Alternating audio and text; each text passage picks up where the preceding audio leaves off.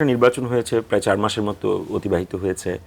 কোথাও কি মনে হচ্ছে যে আইন শৃঙ্খলা আর সিস্টেমটার উপর সরকারের নিয়ন্ত্রণ এখনো পুরোপুরি আসে নাই, যে কারণে এই ঘটনাগুলো ঘটছে বা সামনেও ঘটতে পারে এমন আশঙ্কা আছে? নিয়ন্ত্রণ আসেনি কিনা আমি এইটা বলবো না। ব্যাপারটা হচ্ছে যে নিয়ন্ত্রণ নেওয়ার ক্ষেত্রে সরকার কি কি পদক্ষেপ নিয়েছে এইটা হচ্ছে জরুরি। সেটা কোন জায়গা থেকে দেখবো, মানে এমনিতে সরকারের অনেক জায়গাতে কম বেশি অনেক বিষয়ে সমালোচনা করার জায়গা আছে, আমরা আরও করব। কিন্তু আপনি যদি স্পেসিফিক্যালি মার্কিং করেন যে মানে এর মধ্যে সবচেয়ে বেশি ব্যর্থ জায়গাটা কোথায়, সরকারের বেশি ব্যর্থ জায়গাটা আসলে আইন শৃঙ্খলা, মানে স্বরাষ্ট্র মন্ত্রণালয়।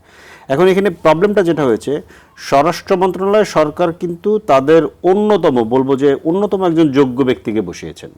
কিন্তু সমস্যাটা হচ্ছে যে উনি স্বরাষ্ট্র মন্ত্রণালয় বাদে, মানে আপাত দৃষ্টিতে আমাদের কাছ থেকে, আমাদের জন্য বাইরে থেকে ভেতর থেকে যতটুকু তথ্য আমাদের কাছে আছে এবং বাইরে থেকে যে দেখে যতটুকু মনে হচ্ছে যে উনি স্বরাষ্ট্র মন্ত্রণালয় বাদে অন্য জায়গাগুলোতে বেশি, আমি সালাউদ্দিন সাহেবের কথা বলছি, স্বরাষ্ট্রমন্ত্রী, অন্য জায়গাগুলোতে উনি মানে বেশি মনোযোগী, কিংবা অন্য জায়গাগুলোতে ওনাকে আরো বেশি পারফর্ম করতে হচ্ছে কিংবা কাজ করতে হচ্ছে।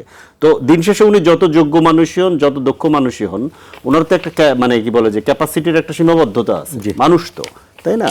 তো সেই জায়গা থেকে আমি এই কথাটা আগেও কয়েকবার বলেছি যে সরকারের আসলে উচিত যে ওনার এই ক্যাবিনেটটা রিশাফল করা ওইখানে এমন একজন ব্যক্তিকে দেওয়া উচিত যিনি শুধুমাত্র স্বরাষ্ট্র মন্ত্রণালয় নিয়ে মনোযোগ দিবেন, অন্য কোনো দিকে মনোযোগ দিবেন না।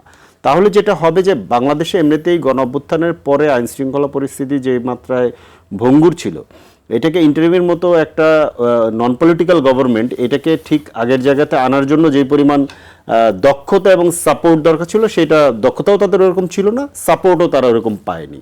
কিন্তু রাজনৈতিক সরকারের জন্য ব্যাপারটা কিন্তু ডিফারেন্ট। রাজনৈতিক সরকার কিন্তু এইটাকে প্রথম প্রায়োরিটির মধ্যে রাখা দরকার ছিল, কিন্তু এইটা আমরা এই জায়গাটাতে যখন সালাউদ্দিন সাহেবকে দিয়েছেন তখন মনে হয়েছিল যে না, সরকার বোধহয় আসলে প্রায়োরিটির মধ্যে রেখেছেন, কিন্তু আমরা কার্যক্রমের মধ্যে দেখলাম ওনাকে কিন্তু আমরা খুব বেশি দেখতে পাচ্ছি না।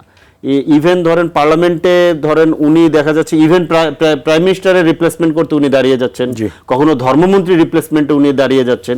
তার মানে অন্য সকল বিষয়ে উনি খুব সিরিয়াসলি মনোযোগ দিচ্ছেন, যেটা আপাত দৃষ্টিতে পার্লামেন্টে অ্যাটলিস্ট ওনার অ্যাক্টিভিটিস দেখলে কিংবা পার্লামেন্টের বাইরেও অ্যাক্টিভিটিস দেখলে কিছুটা মনে হয় উনি সম্ভবত হচ্ছেন গিয়ে কি বলে যে উপপ্রধানমন্ত্রী টাইপের, যেহেতু একটা আছেন, একটা সরকারের একটা পরিকল্পনা আছে যে উপপ্রধানমন্ত্রী পদ ক্রিয়েট করা, এই ধরনের একটা আলাপ কিন্তু ছিল। আমি আমার ধারণা যে উনি সম্ভবত এখন থেকে উপপ্রধানমন্ত্রী হিসেবে অ্যাক্ট করা শুরু করেছেন। তো অসুবিধা নেই, সেটা হতে পারে, কিন্তু আমাদের যেটা জায়গা, আমি এটা আগেও কয়েকবার বলেছি যে ওই মন্ত্রণালয়ের জন্য শুধু স্বরাষ্ট্র মন্ত্রণালয় নিয়ে কাজ করবে ওইটার জন্য এমন কাউকে এবং দক্ষ কাউকে দিতে হবে। কারণ বাংলাদেশের মতো রাষ্ট্রে যে কোনো সময় স্বরাষ্ট্র মন্ত্রণালয় সামলানো কিন্তু খুব কঠিন কাজ, এটা বুঝতে হবে প্রথমত। দ্বিতীয়ত, গণ অভ্যুত্থানের পরে যেভাবে ল অ্যান্ড অর্ডার যেভাবে স্ক্যাটার্ড হয়ে গিয়েছে, এবং যেহেতু পুলিশ গণ অভ্যুত্থানে ছাত্র জনতার মুখোমুখি ছিল, পুলিশকে ফেরত আনতে অনেক দীর্ঘ সময় লেগেছে। ইন দ্য মিন টাইম আপনি পুলিশ সংস্কার কমিশন বাস্তবায়ন করতে দেন নাই। তাতে করে যেটা হয়েছে যে পুরনো পুলিশ আছে, তো এইটাকে সামলানো কিন্তু আসলেই এটা চারটিখানি ব্যাপার না, এটা আমি সিরিয়াসলি মনে করি। তো সেইখানে আপনার ধরেন সিরিয়াসলি ডেডিকেটেডলি কাউকে একজন স্বরাষ্ট্র মন্ত্রণালয় শুধু কাজ করবে এরকম কাউকে দেওয়া দরকার। মানে আমি স্পেসিফিকলি প্রবলেমটা আমরা সবাই জানি যে স্বরাষ্ট্র মন্ত্রণালয় আসলে ওয়ান অফ দ্য ধরেন ব্যর্থ মন্ত্রণালয় এখন পর্যন্ত।